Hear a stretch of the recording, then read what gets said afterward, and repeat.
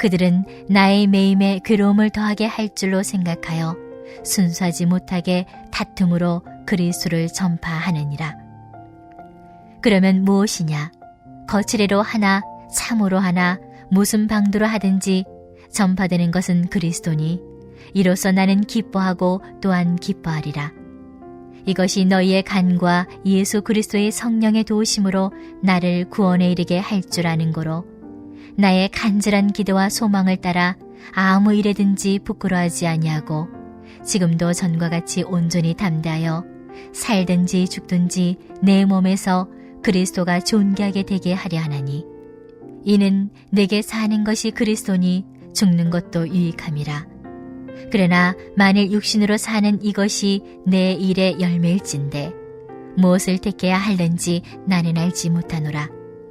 내가 그 둘 사이에 끼었으니 차라리 세상을 떠나서 그리스도와 함께 있는 것이 훨씬 더 좋은 일이라 그렇게 하고 싶으나 내가 육신으로 있는 것이 너희를 위하여 더 유익하리라. 아멘.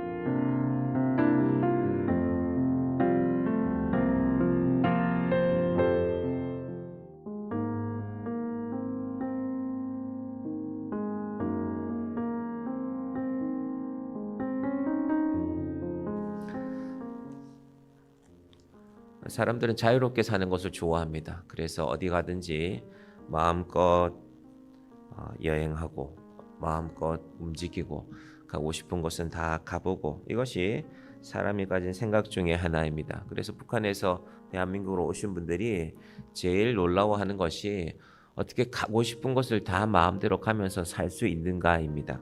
근데 사실 우리는 그런 권리가 있지만 우리의 삶은 매여 있을 때가 많습니다. 자녀가 있으면 자녀를 돌보는 일에 매여 있고 또 목회자들도 교회가 있으면 교회에 매여서 평생을 사는 것입니다. 평생 30년, 40년 한 교회를 섬기시다가 은퇴하신 분들을 가끔 뵈면은 근데 그분들이 하시는 말씀이 있습니다. 내가 은퇴하면 한 달 동안은 절대 아침 8시까지 일어나지 않을 것이다. 평생 새벽기도 하셨으니까 아마 그런 마음이 드셨나 봐요. 그런데 일주일만 늦잠 자고 나니까 심심하더래요. 근데 늘 본인이 가던 교회를 이제 내가 은퇴했으니까 내가 이제는 그곳에 가지 않는 것이 맞구나 라고 생각하니까 그때부터 이제 서운한 마음이 드는 것입니다. 사도 바울이 자기를 매이는 삶이라고 말하고 있습니다. 어제 우리 13절 보았는데요. 이러므로 나의 매임이 그리스도 안에서 모든 시위대 안과 그 밖의 모든 사람에게 나타났으니 지금까지 바울은 자유로운 사람이었습니다. 이 자유롭다는 것이 자기 마음대로 어디를 가는 것이 아니라 복음을 전하기 위해서 어디든지 마음껏 갈 수 있는 사람이었는데 지금은 그럴 수 없게 되었습니다. 그런데 그 매임도 하나님 안의 은혜가 되는 것입니다. 그래서 그 매임이 어떤 은혜가 되는가 13절을 다시 보시면요. 어제 보았지만 그리스도 안에서 모든 시위대 안과 사도 바울을 돌보는 말하자면 감시하는 간수들에게도 복음을 전할 수 있게 되었고 자기가 매여 있었기 때문에 교대로 계속 사람들이 올 것 아닙니까? 두 사람이 한 명씩 교대를 섰을 것인데 하루에 6명의 사람들을 만나는 것입니다. 그러면은 서로 인사하고 간수들이야 밖에서 경비를 섰겠죠. 그렇게 내가 매인 것도 은혜가 된다. 혹시 여러분의 삶이 나는 늘 여기에 매여 있구나. 나 여기서 벗어나고 싶은데 그런 마음이 들거든 우리의 매임 안에 주시는 은혜를 꼭 발견하시기를 바랍니다. 그리고 그 매임이 모든 시위대 안과 그 밖의 모든 사람에게 이런 주로 로마 성도들을 말하는 것입니다. 그런데 사도 바울이 매였기 때문에 나타나는 두 가지 반응이 있었는데요. 제가 어제 15절 16절 다시 정리하는 것입니다. 어떤 반응이냐 하면 어떤 이들은 15절에 투기와 분쟁으로 어떤 이들은 착한 뜻으로 그리스도를 전파하니 먼저 착한 뜻부터 살펴보겠습니다. 이건 무슨 말이냐면은 사도 바울이 지금 감옥에 갇혀 계신데 저분은 감옥에서 저렇게 로마 간수들에게 복음을 전하고 있으니 나도 내 곁에 있는 사람들에게 복음 전해야지. 내가 매여 있는데 우리의 직장이건 우리가 살고 있는 곳 주변에 살고 있는 사람들이건 내가 여기에 살고 있으니 나도 바울처럼 누군가에게 내 곁에 사람들에게 복음 전하며 살아야 되겠다. 이것이 착한 뜻이죠. 그러면 15절 첫 번째 나와 있는 투기와 분쟁은 무엇인가? 사도 바울이 로마 교회에 왔으니까 로마 교회 성도들이 무언가를 들을 것 아닙니까? 말하자면 로마 교회 성도들에게는 로마는 우리의 선교 지역인데, 로마는 우리가 복음 전하는 곳인데 왜 바울이 와서 그래? 바울이 일부러 온 게 아니잖아요. 바울도 잡혀온 것이고, 크게 보면 바울도 또 복음 전하기 위해서 온 것입니다. 근데 어쨌든 그 사이에 투기와 분쟁이 생겨났습니다. 서울의 천호동에 광성교회라는 교회가 있는데, 그 교회는 이렇게 부목사님들을, 많은 분들을 전국 곳곳에, 수도권의 많은 도시들에 그렇게 교회를 세워서 개척해서 내보낸 것으로 유명합니다. 그래서 그 교회가 세운 교회가 이제 남양주 지역에도 있는데, 그런데 광성교회가 교회를 세우다 보면은 많은 일들이 생겨나게 됩니다. 우리 마석의 화도라는 곳에 마석 화도리에 LH에서 택지를 분양할 때 그 교회 부목사님 한 분이 이제 교회를 개척하게 되었는데, 처음에는 택지 하나를 받아가지고는 교회를 세울 수 없으니까 교인들이 여러 명 그렇게 여러 개의 택지를 분양받게 되었습니다. 한 20개인가 택지를 분양받아서 이제 광성교회 교인들이 땅을 사게 되었는데, 그렇게 해서 교회를 세우고 나서 이제 절차가 다 끝나고 나면은 교회 명의로 등록하는 것이 순서였는데, 문제는 교회도 다 지었는데 광성교회라는 교회 안에 분란이 일어났습니다. 분란이 일어나서 말하자면 이쪽 파와 저쪽 파로 나뉜 것이죠. 근데 이 목사님은, 이제 남양주에 개척하신 그 목사님은 말하자면 이쪽 파였는데, 본인의 땅을 소유한 권사님은 저쪽 파가 됐어요. 그러니까 저쪽 파의 권사님들이 그 땅 주지 마라, 우리가 하자, 이렇게 되어버린 겁니다. 교회는 다 지어놨는데, 근데 명의를 그분이 갖고 있으니, 근데 그 권사님이 참 곤란해진 겁니다. 본인의 뜻은 그렇지 않지만 어떻게 사람의 마음이 나뉘다 보니까 이제 저쪽 파에 속하게 된 것이죠. 근데 그 권사님이 이 목사님한테 어느 날 전화를 하셨더래요. 목사님, 내가 변호사한테 알아보니까 목사님 소송을 하세요. 모든 절차상은 목사님과 그 교회가 이 땅을 가져가는 것은 맞으니까 내가 너무 괴로워서, 내가 내 스스로 하기에는 내 주변 사람들의 관계가 너무 힘드니까 제발 좀 소송을 해 주십시오. 그래서 하는 수 없이 소송하고, 그 권사님은 일주일 동안 법정에 나타나지 않는 것으로 권사님이 지는 게 되는 것이죠. 그렇게 해서 그렇게 해서라도 교회는 세워진다는 것입니다. 한 20여 년 전에 있었던 일인데, 그 교회는 그렇게 훌륭하게 복음을 전하는 일에 아름답게 사용되어져 가고 있습니다. 이게 무슨 말이냐 하면은, 내가 원하는 대로 신앙생활이 잘 되지 않는다는 것입니다. 사도 바울이 생각하기에는 투쟁하거나 투기와 분쟁이 왜 나타나기를 원하겠습니까? 나타나지 않기를 원하지만, 감옥 안에서 곰곰이 들어보니까 투기와 분쟁 가운데서도, 아니 바울은 감옥에 갇혀서도 저렇게 복음 전하는데 우리가 더 열심히 해야지, 우리가 바울보다 더 잘해야지, 그렇게 해서 로마 교회가 자라났다는 말씀을 바울은 이렇게 기록하고 있는 것입니다. 결국 사도 바울이 갇힘으로, 바울은 답답하고 본인은 육체적으로 갇혀 있으니까 힘들겠지만 하나님은 일하시는 것입니다. 여러분, 믿음이 자라나면 이런 것들을 볼 수 있어야 됩니다.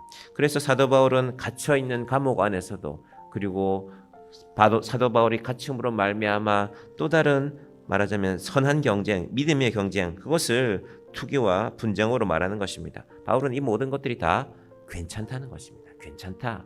그렇게 해서 하나님의 나라가 전파되면 그 또한 하나님의 일이다 라고 생각하고 감사하며 살아가고 있는 것입니다. 자, 그 가운데 사도 바울이 이제 이런 고백을 하게 됩니다. 자, 17절 볼까요? 그들은 나의 매임에 괴로움을 더하게 할 줄로 생각하여 순수하지 못하게 다툼으로 그리스도를 전파하니라.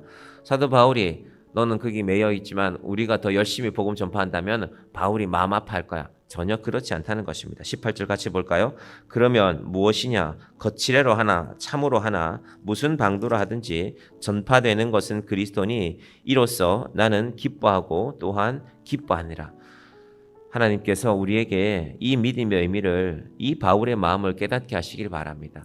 교회 일을 하는데 내 마음대로 하고 싶어요. 목사들은 더 그렇겠죠. 그런데 이게 내 뜻대로 되지 않아도 하나님이 하시는 일은 있다는 것입니다. 이것이 바울이 감옥 안에서 고백하는 것입니다. 이 모든 것이 19절, 이것이 너희의 간구와 예수 그리스도의 성령의 도우심으로 나를 구원에 이르게 할 줄 아는 고로, 나는 갇혀 있지만 내 가침은 내게는 답답한 일이지만 이 모든 것을 하나님은 선하게 사용하고 계신다는 고백인 것입니다.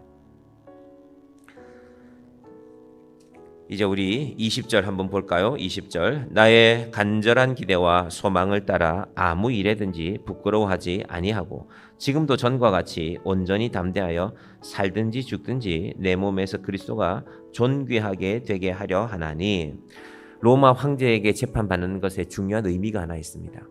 우리로 말하면 1심, 2심, 3심 제도인데 자기의 죄가 밝혀졌는데도 너 죄가 있는데 왜 끝까지 로마 황제에게 따지러 왔냐, 3심까지 왔냐 재판을. 그러면 최종적인 결론은 죄가 있음이 밝혀지면 로마 황제가 그렇게 판단하면 대부분의 결론은 사형입니다. 무서운 일이죠. 사도 바울은 사실은 자칫 잘못하면 죽음의 길로 나가는 것입니다. 그런데 지금 바울이 말하는 게 뭡니까? 괜찮다는 것입니다. 그래도 괜찮다. 살든지 죽든지 내 몸에서 그리스도가 존귀하게 되려 함이니. 21절 같이 봅니다. 이는 내게 사는 것이 그리스도니 죽는 것도 유익함이라.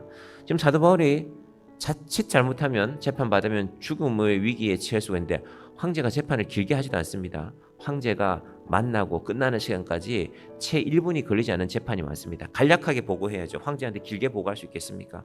황제가 이 로마 황제의 권위가 얼마나 큰데요. 짧게 보고하면 황제는 두 가지로 끝내는 것입니다. 살려라, 죽여라. 살려라 하면은 풀려 나가는 것이고 얘는 죽는 게 맞겠다면 죽는 것인데, 그런데 그 상황 가운데서 바울이 하는 놀라운 말이 있었죠. 18절 마지막 부분이 이로써 나는 기뻐하고 또한 기뻐하노라. 상황 때문에 바울이 기뻐하는 것이 아닙니다. 복음이 전해지면 된다. 하지만 바울이 내가 죽는 것은 아무런 나는 연관이 없지만 그러나 너희들 때문에 바울이 생각하는 것입니다. 오늘 이 편지를 기준으로 하면 빌립보 성도들이죠. 가끔 선교사님들이나 혹은 목사님들은 아이고 나야 지금이야 죽어도 괜찮지. 그런데 남아있는 가족들이나 혹은 성도들이나 혹은 선교지의 사람들 때문에 바울도 지금 그 생각하는 것입니다. 자, 22절부터 보시면 그러나 만일 육신으로 사는 이것이 내 일의 열매일진데 무엇을 택해야 할든지 나는 알지 못하겠노라. 이 무슨 말이냐면 나는 지금이라도 하나님이 불러가셔도 괜찮다. 로마 황제에게 사형당해 죽는 것 내게는 아무 문제도 아니다. 그런데 뭐가 남아있는가? 그가 복음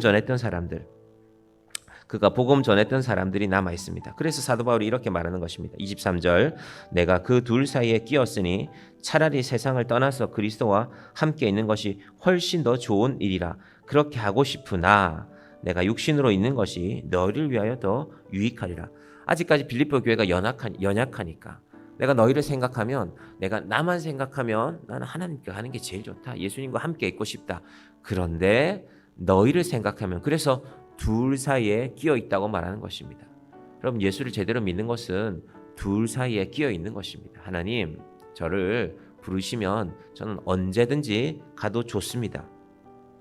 그런데 나를 통하여서 이 땅에 한 영혼을 더 구원하실 일이 있으면 제가 여기 더 남아 있는 것도 좋습니다. 여러분, 우리 삶과 죽음의 문제를 우리도 바울의 눈으로 볼 수 있기를 바랍니다. 그러면 별로 매일 것이 없습니다. 25절 내가 살 것과 너희 믿음의 진보와 기쁨을 위하여 너희 무리와 함께 거할 이것을 확실히 아노니. 근데 바울이 기도하는 중에 깨달은 것입니다. 하나님, 제가 죽어도 괜찮지만 하나님과 함께 있는 것이 제게는 더 좋지만 하나님이 저를 이번에 살리실 것을 믿습니다. 바울이 기도 가운데 이걸 알고 있는 겁니다. 그러니까 감옥 안에 있어도 편안한 것입니다. 내가 죽어도 괜찮지만 너희와 다시 만나게 될 것을 내가 확실히 알고 있다. 그러니까 빌립보 교회는 어떻게 하란 말입니까? 기도하며 복음 전하며 기다리는 것입니다. 이것이 그리스도인의 삶입니다. 이 기쁨이 있기 때문에 사도 바울이 이렇게 다시 한번 기쁨을 말하죠. 25절 내가 살 것과 너희 믿음의 진보와 기쁨을 위하여 너희 무리와 함께 거할 이것을 확실히 아노니. 26절 내가 다시 너희와 같이 있으므로 그리스도 예수 안에서 너희 자랑이 나로 말미암아 풍성하게 하려 함이라.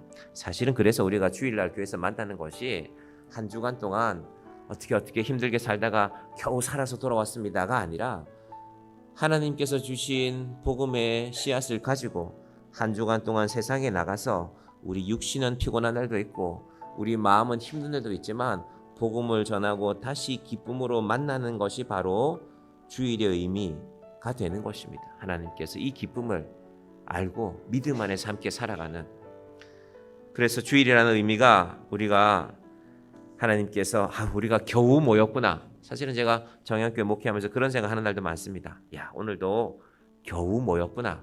이런 모임이 아니라 하나님, 우리가 어려움도 있지만 우리 육신의 연약함도 있지만 그러나 세상 가운데서 기쁨 가운데 믿음의 진보를 이루며 살다가 하나님, 그래도 제가 이번 주에 그 사람에게 내 입술을 떼어서 복음 전했습니다.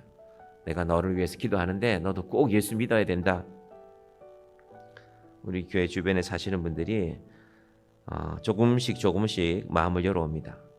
예배 시간도 다시 묻고 확인하고, 우리 지난번 김종찬 목사님 오셨을 때 나왔던 분들인데 하나님께서 어떤 모양으로도 정향교회를 굳건하게 세워가시기를, 복음의 진보가 있는 교회가 되기를, 믿음 안에서 함께 기뻐하는 교회가 되기를 주님의 이름으로 간절히 축원드립니다. 기도하겠습니다. 하나님 아버지, 감사합니다. 우리는 늘 우리의 상황과 처지를 너무 중요하게 생각합니다. 그래서 하나님을 믿는 믿음이 아니라 상황을 믿는 믿음으로 살아갈 때가 있습니다. 이것을 해주시면 예수 잘 믿을 것이고, 이것을 잘 해결해 주시지 않으면 하나님이 내게 무슨 소용이 있습니까? 하나님, 이 어린아이 같은 믿음을 언제까지 우리가 붙들고 살겠습니까? 사도 바울이 감옥에서 분명하게 고백하고 있습니다. 하나님께서 지금 나를 불러가셔도 괜찮지만, 그러나 하나님께서 아직 이 땅에 할 일이 있기 때문에 바울을 남긴 것을 알고 기도하고 있습니다. 만일 육신으로 사는 이것이 내 일의 열매일진데 무엇을 택해야 하는지 나는 알지 못하느라. 바울은 연연하지 않습니다. 하나님, 우리 인생도 삶과 죽음에 연연하지 않는 인생 되게 하여 주시옵소서. 그러나 이 땅에 하나님 주신 일이 있기에 우리는 이곳에 남아서 우리의 사명을 감당하는 자로 살게 하여 주시옵소서. 그런 우리 인생의 기쁨이 있게 하여 주시고, 우리가 주일에 모였을 때 한 주간 동안 우리의 삶의 자리에서 우리의 사명을 잘 감당하고 하나님 앞에 다시 모여 기뻐하는 교회가 되게 하여 주시옵소서. 예수님의 이름으로 기도드립니다. 아멘.